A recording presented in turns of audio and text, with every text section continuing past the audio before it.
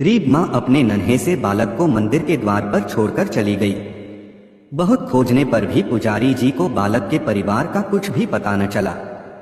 जब गांव का भी कोई व्यक्ति उस बालक का लालन पालन करने को तैयार न हुआ तो पुजारी जी ने भगवान शिव की इच्छा समझकर उसे अपने पास रख लिया और उसका नाम भोला रख दिया। गांव के श्रद्धालु भक्तों से जो कुछ प्राप्त होता उसी से भगवान शिव का, पुजारी जी का और बालक भोला का किसी तरह गुजारा चलता। यदि किसी दिन कम भी पड़ता तो पुजारी जी बालक और भगवान को भोग लगाकर स्वयं गंगाजल पीकर रह जाते।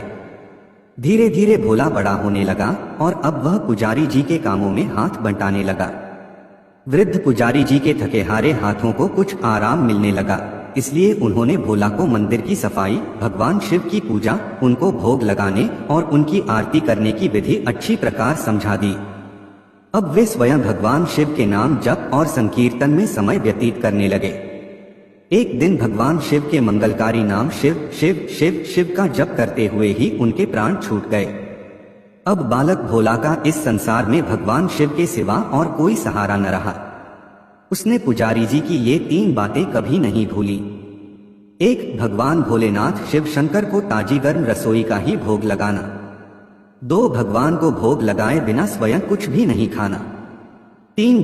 भगवान शिव पर विश्वास रखकर कभी भी किसी भी वस्तु का संग्रह न करना, बासी भोजन का भी नहीं।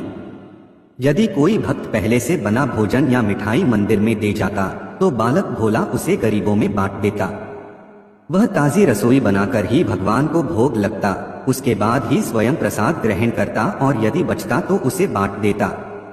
यदि रसोई बनाने को सामग्री न होती तो भोले बाबा और भोला भगत दोनों गंगाजल पीकर ही रह जाते। एक बार बरसात का मौसम आया और 3-4 दिन तक मूसलाधार वर्षा होने से मंदिर में एक भी भक्त नहीं झांका। भोला अपने भोले बाबा को गंगाजल का ही भोग लगाता और उसे ही पीकर रह जाता। भोले बाबा बालक की भक्ति और सहन शक्ति की परीक्षा लेते रहे, किंतु आखिर में अपने भक्त बालक को भूख से तड़पते देख उनसे रहा न गया। वे सेठ के नौकर का रूप धरकर हाथ में भोजन सामग्री की पोटली लेकर वर्षा में भीगते हुए मंदिर के द्वार पर जा पहुंचे। उन्होंने आवाज लगाकर भोला को बुलाया और उसके हाथ में पोटली देते हुए बोले, सेठ जी ने यह कच्चा राशन भेजा है, इससे रसोई बनाओ, भोग लगाओ और स्वयं भी प्रसाद पाओ। मैं कल फिर आऊंगा। भोला भगत ने आशीर्वाद देकर उसे विदा किया और सूखी गीली लकड़ियों के धुएं में गर्म रसोई बनाकर भोले बाबा को भोग लगाया। पूरे बरसात के मौसम में भोले बाबा नौकर के वेश में भोला भगत को सीधा देने आते रहे और स्वयं भी गर्मागर्म रसोई का भोग पाते रहे। एक दिन भोला भगत ने सोचा कि सेठ जी को कच्चा राशन भेजते हुए 4 महीने हो चले हैं, किंतु वे स्वयं कभी मंदिर में भोले बाबा का प्रसाद ग्रहण करने नहीं आए। अगले दिन जब भोले बाबा नौकर के वेश में सीधे की पोटली देने आए तो भोला भगत उनसे बोला, भाई, तुम्हारे इतने धर्मात्मा सेठ जी कभी स्वयं मंदिर में प्रसाद लेने नहीं आए, इस कारण मेरा हृदय अत्यंत दुखी हो रहा है। अपने सेठ जी से कहना कि कल वे भी मंदिर में प्रसाद ग्रहण करने अवश्य पधारें।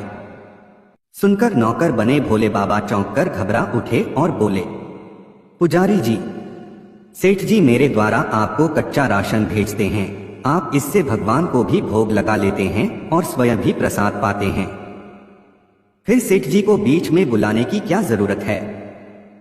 जैसा चल रहा है वैसे ही चलने दीजिए। भोला बोला, ऐसे कैसे चलने दूं? आपके धर्मात्मा सेठ जी इतने दिनों से कच्चा राशन भेज रहे हैं, क्या मैं उन्हें भगवान का प्रसाद देने का अपना कर्तव्य भी पूरा न करूं? मैं किसी का उधार खाने वाला नहीं हूं। अपने सेठ जी से कह देना कि यदि कल भोले बाबा का प्रसाद ग्रहण करने न पधारे तो मैं उनका कच्चा राशन लेना बंद कर दूंगा। नौकर बने भोले बाबा तो अपने भोले भगत की अकड़ देखकर कांप उठे और यह सोचकर मन ही मन हंसे कि वाह, आज तो लेने वाला ही देने वाले पर धौंस दिखा रहा है। लेकिन सरल हृदय भक्त के मनोभाव पर रीझकर वे बोले, ठीक है पुजारी जी, कल सेठ जी मंदिर में प्रसाद ग्रहण करने जरूर पधारेंगे। दूसरे दिन बड़े सवेरे ही भोले बाबा नौकर के वेश में दूध और बहुत सारी भोजन सामग्री लेकर मंदिर पहुंच गए। भोला चौंकते हुए बोला, भाई, आज इतना सारा सीधा किस लिए ले आए? नौकर बने भोले बाबा बोले, पुजारी जी, भूल गए क्या? आज आपने सेठ जी को प्रसाद के लिए बुलाया है, इसलिए आप छक्कर रसोई बनाइए और भोले बाबा को भोग लगाइए। हाँ, यह तो बता दीजिए कि सेठ जी किस समय पधारे। भोला ने प्रसन्न होकर उन्हें सेठ जी के आने का समय बता दिया। अब भोला भगत की इच्छा पूर्ण करने के लिए भोले बाबा कैलाश पर सेठ का रूप धारण करने लगे। इधर अपने स्वामी को एक प्यारे भक्त के यहाँ जाने का समाचार सुनकर ममतामयी अन्नपूर्णा मां पार्वती भी भला कैसे पीछे रहती। वे भी पति की आज्ञा लेकर सेठानी का रूप धारण करने में जुट गई। भोले बाबा ने अपने गले से मुंडों की माला उतार दी, शरीर पर लगी भस्म, कमर पर पहना हुआ बाघांबर और बाहों और कानों में पहने सांपों के हार भी उतार कर रख दिए। उन्होंने एक मखमल का सुंदर कुर्ता धारण कर लिया, अपनी जटाएं सीधी कर गंगा और चंद्रमा को उसमें छिपा लिया और ऊपर से एक सुंदर रंग बिरंगी पगड़ी पहन ली। सदैव नंगे पैर विचरण करने वाले शिवजी ने आज अपने पैरों में रेशमी जूतियां धारण कर ली। हाथ का त्रिशूल और डमरू भोले बाबा ने नंदी के हाथ में थमा दिया और अपने हाथ में एक सुंदर छड़ी लेकर पार्वती जी के तैयार होने की प्रतीक्षा करते हुए कैलाश पर चहलकदमी करने लगे। इधर पार्वती जी घंटों से तैयार होने में जुटी हुई थीं। उन्होंने आज अपने पतिदेव के नगर में बनी सुंदर बनारसी साड़ी निकालकर पहनी, जिसका रंग सेठ बने शिवजी के कुर्ते से मैच कर रहा था। उन्होंने सोने चांदी हीरे के जगमगाते हुए आभूषण धारण कर लिए, बगल में सुंदर सा पर्स ले लिया और भोले बाबा के बार बार आवाज लगाने के बाद श्रृंगार कक्ष से बाहर निकल कर आई। जब पार्वती जी और शिवजी ने एक दूसरे को सेठ सेठानी के वेश में देखा तो वे चकित होकर एक दूसरे को निहारते ही रह गए। दोनों एक दूसरे को देख देख कर निहाल हुए जा रहे थे। इससे पहले उन्होंने कभी एक दूसरे का ऐसा सुंदर रूप देखा ही नहीं था। जब भगवान गौरीशंकर सेठानी सेठ का रूप धरकर कैलाश से अपने भक्त के यहाँ दावत खाने चले गए तो गणेश, कार्तिकेय, नंदी, ऋषिमुनि, देवता, देवांगनाएं भी उन्हें देखकर ठगे से रह गए। सेठ बने शिवजी अपने हाथ में ली हुई छड़ी को अदा से घुमाते हुए पृथ्वी पर टेकते हुए चल रहे थे और उनके पीछे पीछे बगल में पर्स लिए अपनी जूती से टकटक और पायलों से छन छन की मधुर ध्वनि करती हुई मां पार्वती सेठानी बनी हुई चल रही थी।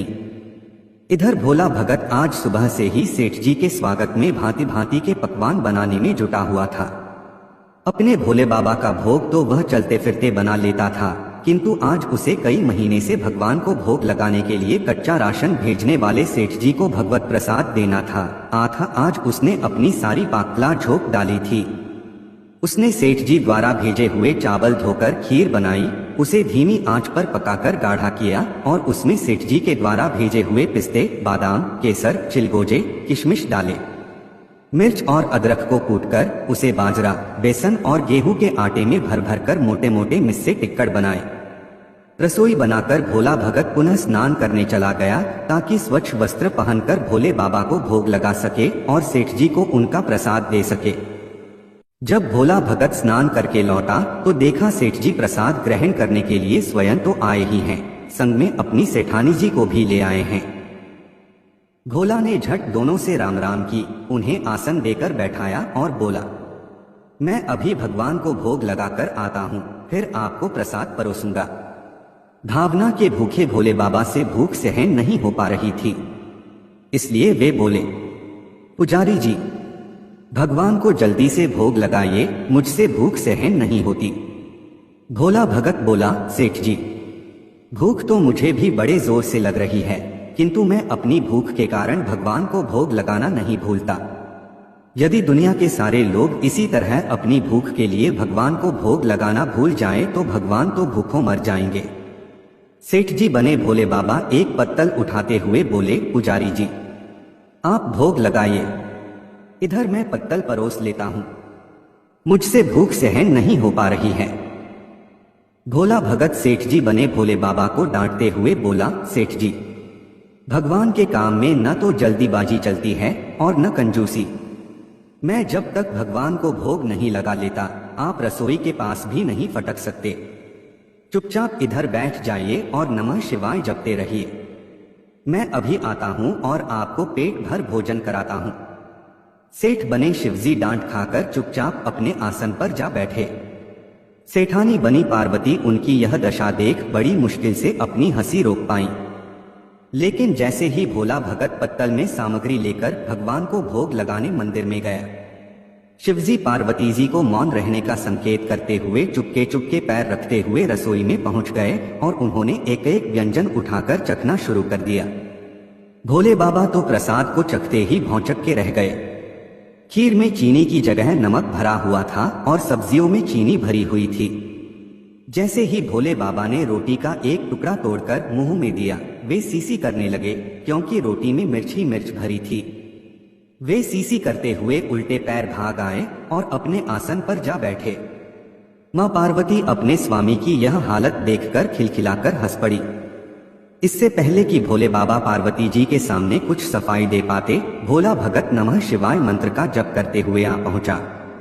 उसने भोग को रसोई में मिलाकर उसे पवित्र बना डाला और फिर सेठ जी के सामने पत्तल परोसकर हाथ जोड़कर बोला, सेठ जी, अब आप जी भरकर प्रसाद पाइए। भोले बाबा तो अभी अभी भक्त की भक्ति से भी जोरदार उसके हाथ की बनी हुई रसोई चख चुके थे। आखिर उसे ग्रहण करने की बात सुनकर उनके पसीने छूटने लगे। कभी वे भोला का तो कभी पार्वती का मुख देखने लगते।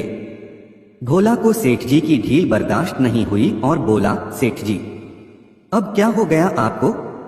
अभी अभी तो इतनी उतावली मचा रहे थे, अब क्यों नहीं ग्रहण करते? आप ग्रहण करो, तभी तो माताजी भी प्रसाद ग्रहण करेंगी और फिर मैं भी प्रसाद पाऊंगा। भोला की ललकार सुनकर भोले बाबा ने चुपचाप खीर का कुल्हड़ उठाया और सारी नमकीन खीर गटागट पी गए। कुल्हड़ खाली होने की देर थी कि भोला ने उसे झट से भर दिया। अपने प्रिय भक्त के हाथों परोसे हुए भोग में भगवान को आज दुगना स्वाद आने लगा। भोला परोसता गया और भोले बाबा पीते गए। जगन्माता पार्वती भक्त और भगवान दोनों के प्रेम को देख देख कर मंत्रमुग्ध होती रहीं। जब सारी रसोई समाप्त हो गई तो भगवान ने एक जोर की डकार ली। भोला को होश आया और बोला, वाह सेठ जी वाह, मैं ही बावला था जो इतनी थोड़ी सी रसोई बनाई। मुझे पता होता कि आपको प्रसाद ग्रहण करने का इतना शौक है तो और भी ज्यादा रसोई बनाता। भोले बाबा अपने पेट पर हाथ फेरते हुए सेठानी बनी पार्वती जी की ओर मुस्कुराकर देखते हुए बोले, पुजारी जी, मैं इतना रोज कहाँ खाता हूँ, किंतु आज प्रसाद इतना स्वादिष्ट बना था कि अपने पर वश ही नहीं रहा और खाता ही चला गया। किंतु तभी भोला भक्त रुआसा होकर बोला, सेठ जी, वह तो आपने ठीक किया, लेकिन माताजी तो भूखी ही रह गईं। ममतामयी पार्वती मां से भोला का रुआसा मुख देखा नहीं गया। उन्होंने बची हुई खीर की 4 बूंदें अपने कंठ में टपका ली। भोले बाबा द्वारा भोग लगाने से प्रसाद में अद्भुत अलौकिक स्वाद भर गया था। ऐसी सुगंधित और मीठी खीर चखकर जगजननी आकंठ तृप्त हो गईं और उनके तृप्त होते ही सृष्टि का प्रत्येक प्राणी तृप्त हो गया। भोला भगत बोला, सेठ जी, आपने और माताजी ने प्रसाद ग्रहण कर लिया, इससे मुझे अत्यंत संतोष हुआ है। समझ लीजिए कि आप दोनों द्वारा प्रसाद ग्रहण करने से मेरा भी पेट भर गया। मेरी तो वैसे भी महीने में 4-4 एकादशी हो जाती हैं, किंतु मैं भी एक दाना ले ही लेता हूँ, जिससे कि भोले बाबा के प्रसाद का अनादर न हो। यह कहकर जैसे ही भोला ने खीर के पात्र में लगा चावल का एक दाना उठाकर अपने कंठ में डाला, उसकी जन्म जन्मांतर की भूख प्यास मिट गई और समस्त वासनाओं और इच्छाओं की तृप्ति हो गई।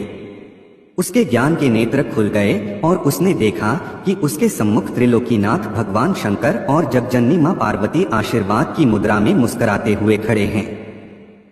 भोला दौड़कर उनके चरणों में लौट गया और उन्हीं में समा गया। हर हर